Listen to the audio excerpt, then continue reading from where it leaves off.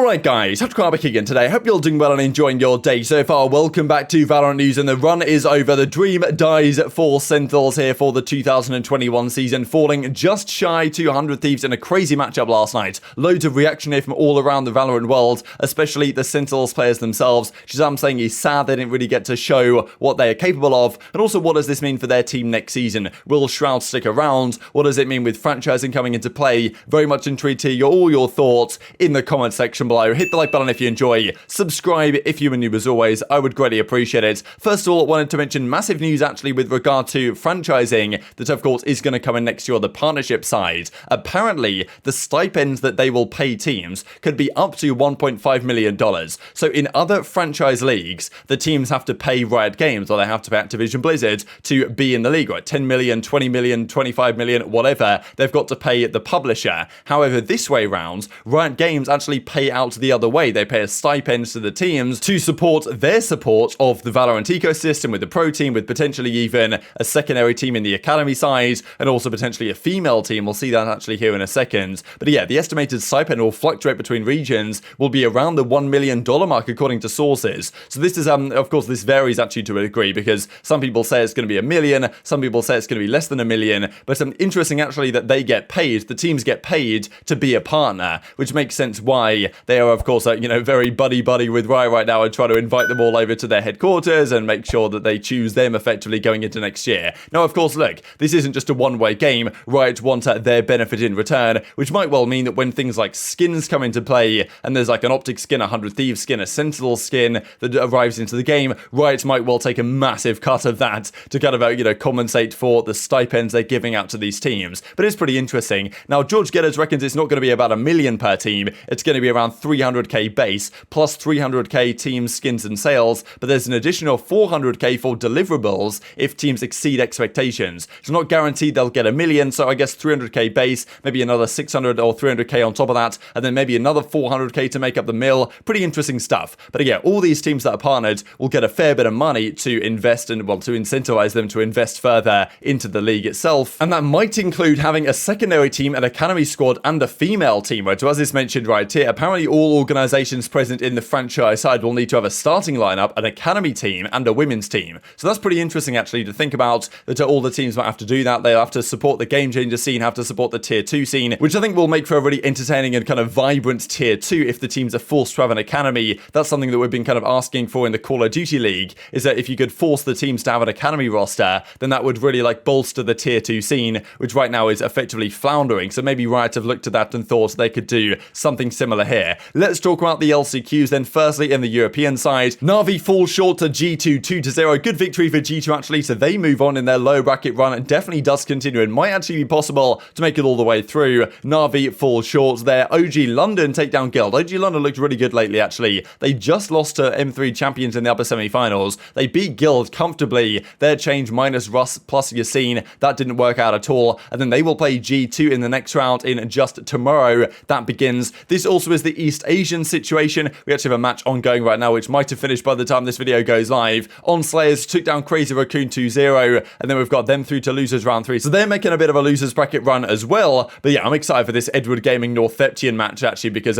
China versus Japan, that is always going to be a fun one. But let's talk about the Sentinel series. They played 100 Thieves last night in what was going to be like an absolutely incredible match. I was looking forward to it, and it honestly did deliver, right? It wasn't convincing for either team. There were overtimes, there were game 3s, kind of as I predicted. But yeah, my predictions again yesterday went back to being absolutely terrible. So it's about time, to be honest, on that front. But let's talk about this series, right? I mean, Asuna made a crazy play here on the Fracture. Sentinels actually still win this game. But yeah, look at this play from Asuna, man. He had so many pop-off rounds like this. 1, 2, 3, 4. He's so fun to watch when he's on point. And the fun thing about it is actually when he kind of, gets a couple of kills, he just goes rogue. And I think FNS actually in kind of commentary in his watch party said, I think there was 2 rounds specifically where Asuna got an ace. And he said that what Asuna was going to do, he was going to get the ace. Next round, he was going to go a bit crazy and effectively just, go over the top, overheat a little bit, and just die and get first blooded. And both times he did exactly the same thing. So I'm sure maybe Najor was watching that thing and damn, this Asuna guy is good, but we got to get a leash on this kid, because FNS was just reading this guy a mile away, the mistakes he was going to make after feeling himself after this ace. And I mean, look, they probably should have won the map at this point at 100 Thieves, but they end up losing it. It goes to a ridiculous overtime, like 13-13, 14-14, 15-15. Derek was making some crazy clutch plays, and this is another example here, 1 versus 2. Like, I mean, yeah, you simply cannot stop Dephh in a clutch situation. This guy, honestly, like, all the Rise players do come different when it comes to an LCQ time.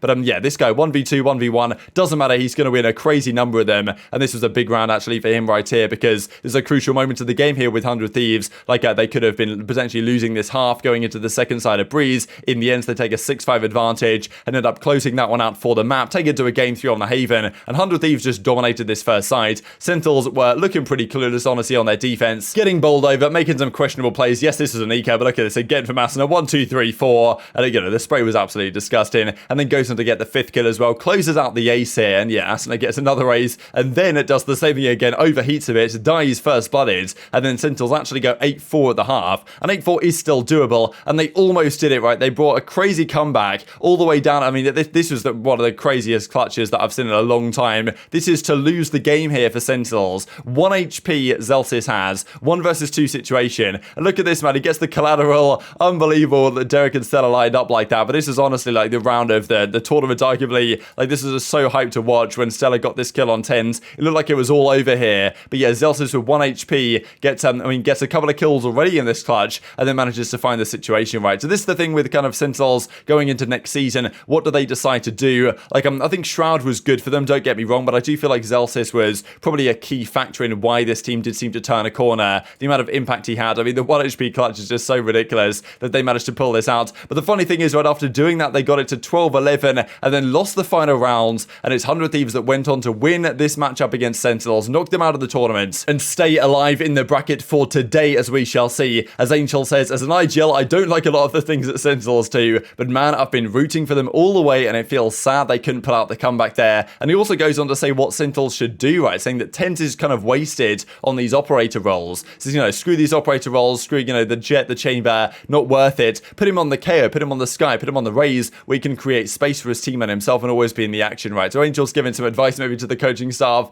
over at Sentinels, what exactly they could do differently there to try and improve their team. And as Elsa says, look, 1-2 versus Thieves, eliminated from the LCQ. Super sad. Every single match was so fun to play. No one can say we didn't give you guys entertaining games. They certainly did. I'm sure they'll be looking back at this thing and they should have won this series. But I mean, in the end, it's 100 Thieves that clutch them. And honestly, largely thanks to Derek. I mean, look at this, right? At the LCQ so far, Derek has been in 20 1v1 situations. He's won 14 of them, which is pretty impressive on the whole. And even in 14 1v2s, he's won 4 of those, right? Which is still pretty impressive. Like winning 29-30% of your 1v2s. That's a pretty impressive number as well in situations that realistically should be challenging to win. Even John Robinson says here, President and COO over at 100 Thieves, GG's Asuna, bang, Derek and co, because as he points out this tweet here from April the 14th when they bring their new roster into play and Sentinels say this one is going to work, and of course they end up beating them, so I guess he had this one saved up to deliver the goods. Even this from Asuna, right, because previously in their history, Sentinels have beaten 100 Thieves every single time they played.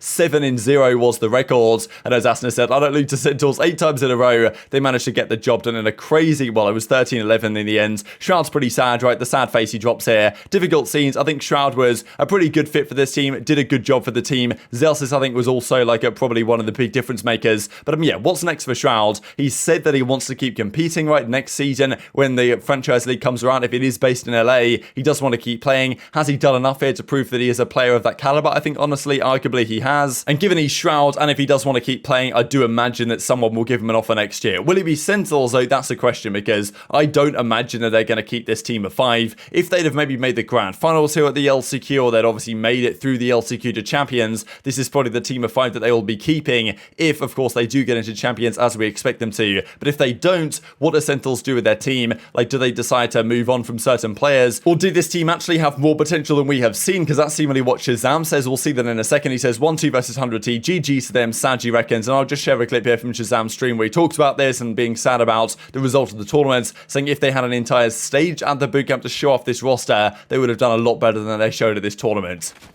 Oh, Specky, thanks for the 4 months. Are you sad? Yeah. Standing ahead. Very sad.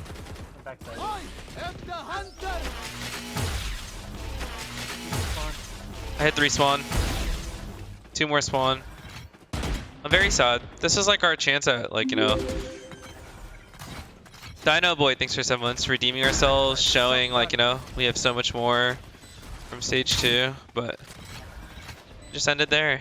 We had so much to show, man. I wish it wasn't just one tournament. If we had this team, this bootcamp for stage 2. Sova, Chamber C, both C. Sova's opping. Before Tyson left, he asked me for a hug, and that got me sad. That's the thing that got me really sad. Zach Fenton, thanks for the 8 months. But at the end of the day, regardless of being better apparently than, well, seemingly ShahZaM reckons they showed in this game, they did lose in the end. It's top 6. Hype to the very end though now. Down to even 10 says, what a series. GG's 100 Thieves. Sorry to the fans. We didn't make it to champs, but I hope you had fun watching. Had a blast of the boot camp. Sucks we had to end out our year in this fashion. So could be a very different look Sentinels next season. Might be no Sentinels at all. It seems unlikely though. But yeah, possibly some changes to come. And I'd imagine Shroud might end up being on another organization. But that, well, of course, we'll have to wait and see over the coming months because rostermania is coming soon. Final series stats to look at right here. I mean, Dephh and Asuna, probably the 2 big carry guys of this team. Funny really, Dephh only 2 in 5 in first blood engagements. But put this guy in a clutch, and he's going to deliver every single time. TenZ had a great series, really, 73 and 53. But even there, you know, Angel said, yeah, okay, he dropped good numbers, but he might even be more impactful on a different role. Shroud had a tough time. But, I mean, yeah, still, I think he played pretty well, all things considered, this tournament. Just to mention real quick as well, Cloud9, NRG. I thought NRG were going to win this one. But they do have some tendency, actually, to just collapse in a series. And that's what they did right here. As Zyppan says, another day, another free win against NRG. 2-0. They pretty much dominated this one. And that's 100T Cloud9 next up. That's an exciting one. This is pretty funny as well here, right? As you know, Curry was learning from the best on this. Yeah, trying to fuse the bomb. Unlucky, mate. Just going to spam you straight through this wall. And there's nothing you could do about it, right? So a bit cheesy to be fair. But look, if it works, I suppose. And even as Ethan has no excuses out of the LCQs. That's the thing for Ethan. Like, I always mention this, but I think it's for good reason. He decided to leave 100 Thieves to join NRG, and then turns out 100 Thieves is the team that made it further in the LCQ. So definitely intrigued to your thoughts on all this stuff in the comment section below. Zeppa, Leaf, Vanity all went positive. Tough series for NRG and the guys. I mean, look at this, like 13-7 on the breeze. That's pretty convincing. And then 13-8 on the icebox, right? Wasn't particularly close. Curry turned up as well, which is good to see that team starting to maybe hit a bit of form. And they will play 100 Thieves next up in the bracket. That is coming up later today. But first, it's Guard versus FaZe. Honestly, my predictions right now are terrible, but I'm going to take FaZe. And I think I'm going to take 100T over Cloud9. But yeah, I think probably an 0-2 prediction is coming in. But of course, FaZe, if they make the grand finals, or whoever makes the grand finals, they will just be one series away from getting to champions. But very much intrigued to your thoughts and all this stuff in the comment section below. Hope you guys enjoyed the video. If you did enjoy it, hit on a like button. Tell us YouTube gods, there's a good video. Others like you should see it as well. And I've grown the competitive Valorant community. Thank you as always. Take care of yourselves, and I'll see you next time.